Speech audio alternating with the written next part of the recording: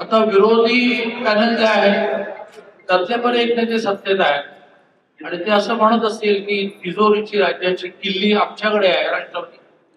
त्याला एवढंच सांगितलं पाहिजे की तिजोरीचा मालक आमच्याकडे आणि मालकाच्या परवानगीशिवाय तिजोरी उघडता येत नाही. मालकाच्या परवानगीशिवाय तिजोरी उघडली तर काय म्हणतात ते तुम्हाला माहिती.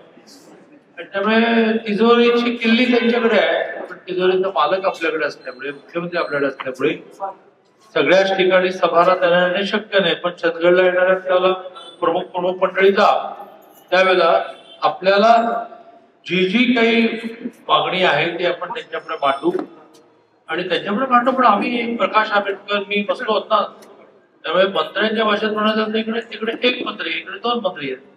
इकडे पाटील आंबेडकर आहेत इकडे मुश्रीफ आहेत आणि त्यामुळे महायुतीतलाच एक घटक पक्ष समोर उभा असल्यामुळे मी टीका करणार नाही. तर मला टीका खूप करता येते.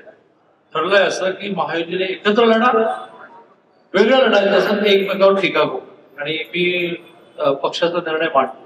तर ते मांडणारे तिने पुढचे 5-6 दिवस दिसतील. मग त्याने नियम तोडला की मग मी बघत होतो काय पण तूर्त ते नियम पाळतायत असं मला दिसतंय.